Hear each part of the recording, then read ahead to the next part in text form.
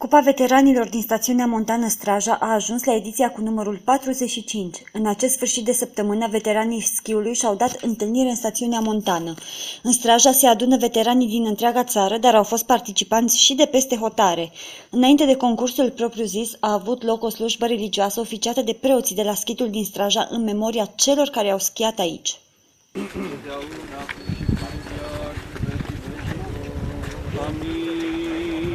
Fericiți cei pe care le-ai primit, Doamne!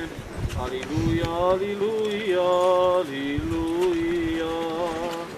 Și pomenirea lor în neam și neam! Aliluia, aliluia, aliluia!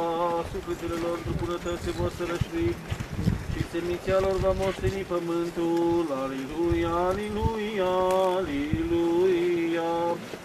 Cela ce prin adâncul înțelepciunii, cu iubirea de oameni toate le chivernisești, și ceea ce este de folos tuturor le dăruiești, unule ziditorule, odihnește, Doamne, sufletele adormiților, robilor tăi, că spre Tine nădejdea și-a pus, spre Făcătorul și Ziditorul și Dumnezeul nostru, slavă Tatălui și Fiului și Sfântului Duh, și acum și pururea și în vecii vecilor, amin. Pe Tine, zid și liman, te avem și rugătoare bine primită către Dumnezeu, pe care l-ai născut născătoare de Dumnezeu, nenuntită, ceea ce ești a credincioșilor mântuire.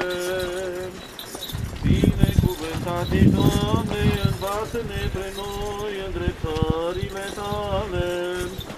Ceata Sfinților aflat izvorul vieții și ușa raiului, să aflu și eu calea prin pocăință, eu sunt oaia cea pierdută, cheamă-mă Mântuitorule și mă mântuiește. Ești cuvântat, Doamne, învață-ne pe noi îndreptările Tale, odihnește, Dumnezeule, pe robii Tăi și așează în rai, unde cetele Sfinților, Doamne, și drepții ca luminători strălucesc. Pe adormiții robii Tăi odihnește, trecându-le lor toate greșalele. Slavă Tatălui și Fiului și Sfântului Duh, și acum și pururea și în vecii vecilor, amin. Bucură-te, curate, ceea ce ai născut pe Dumnezeu cu trus spre mântuirea tuturor. Să neamul omenesc află în mântuire prin Tine și noi să aflăm raiul. Ne rugăm Ție, auzi-ne și ne miluiește. Doamne miluiește, Doamne miluiește, Doamne miluiește. Ne rugăm pentru odihna adormiților robilor lui Dumnezeu. Iosif, Staicu, Ica, Simeon, Ion, Marius, Anton, Andrei, Ion, Liviu, Felix, Viorel, Alexandru, Iosif, Iuliu, Adalbert, Tereza, George, Mihai, Lică, Ionel, Ilie, Adrian, Gheorghe, Ioan, Nicolae, Liviu, Eduard, Ioan, Alfred, Dionisie, Tuți, Nicolae, Mircea, Ștefan, George, Iosif, Zoltan și Wilhelm cu tot neamul lor ce l-a dormit. Jucați-ne să ieri pe lor toate greșeala cea de voie și cea fără de voie.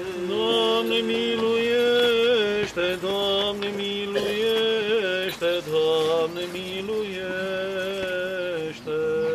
Ați oficiat o slujbă de pomenire aici în Straja. O slujbă de parasans pentru cei care de-a lungul timpului au fost în fiecare an și au schiat aici în Straja și pentru ei cumva o parte din sufletul lor a rămas aici și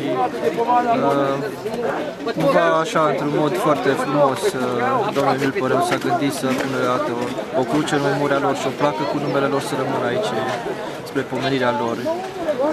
E o slujbă pentru sufletele lor, cerând lui Dumnezeu să le facă odihnă în împărăția Lui.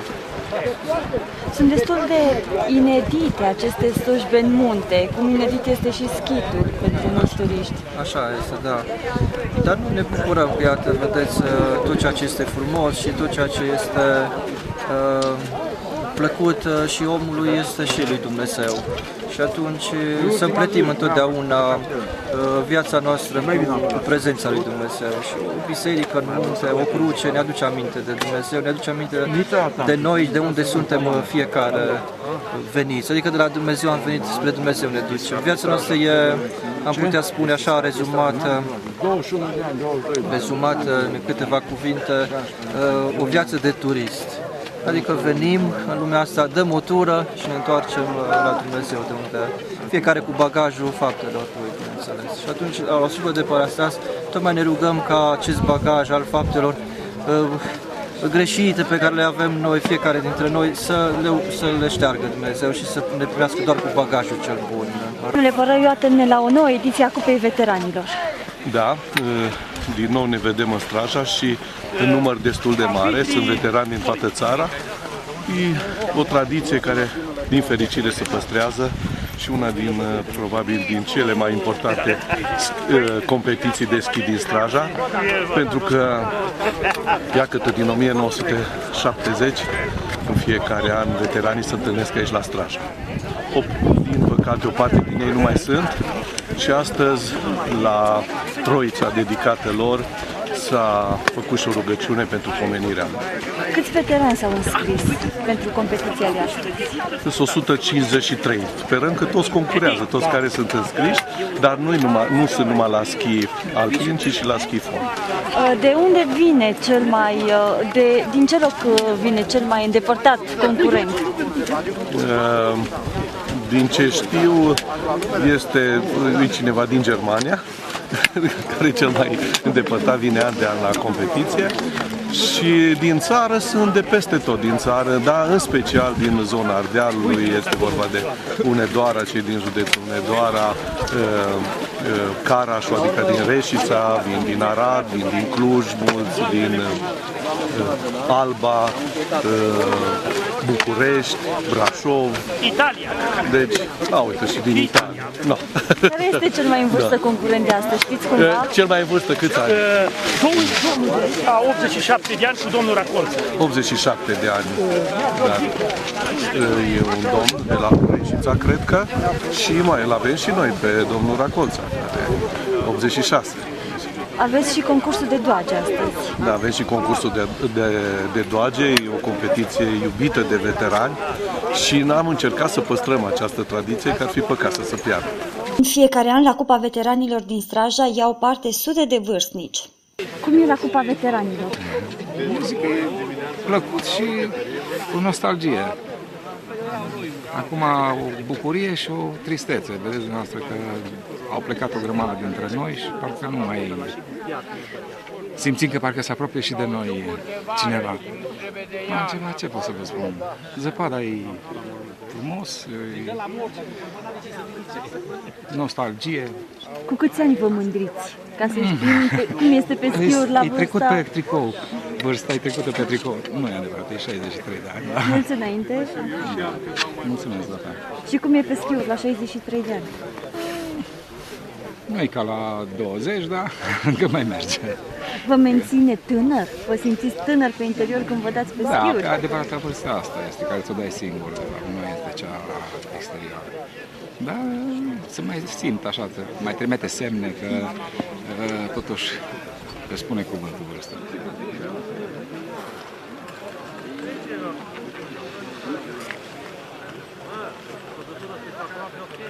Cu numărul 77 din Luceni, Belicu Eva. Hei, hei, hei, hei!